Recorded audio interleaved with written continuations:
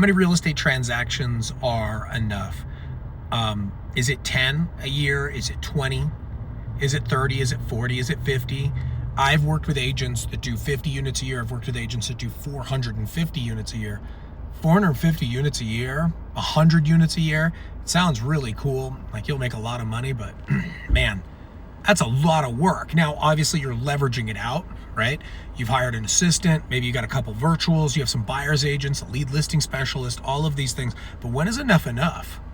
Like, how many deals is it going to take for you to, one, pay your bills and survive, but then number two, to be able to thrive? And I hate to use that term because it's so cliche, and I was using it for years in leadership, but let's talk about thriving. If you've been in this business for a lengthy amount of time and you don't have the lifestyle to prove it, and I'm not talking about the cars and the fast cars and all that crap. If that's what you like and that's why you're doing it, then that's fine. But I'm talking about assets. I'm talking about, do you own multiple homes? Do you have money that's diversified in the stock market, if Bitcoin's your thing, dividends?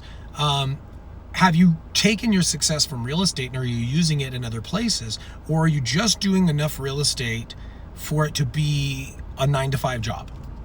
Just like everybody else has. Because I'm telling you, in this day and age, if it's a 9-to-5 job, you are never going to retire. You are never going to have those homes that you wanted to build for that Hallmark movie for your kids to come over every Christmas or your grandkids to come over every Christmas. You're never going to be able to afford it. Not with inflation doing what inflation has been doing. And I know the administration is saying like inflation's at like 2%, maybe it's 3%. Don't quote me on that.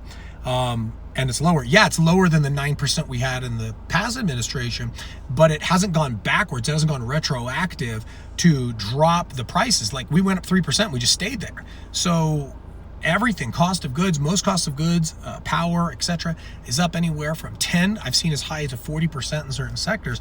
Your dollar does not keep up with that. So realtors out there, and I'm speaking to myself on this too, when you look at how much business you're going to do, and if you're comfortable with 20 units a year, or if you're comfortable with 8 to 12 units a year, and you think that that is going to give you the life that you want, it's not.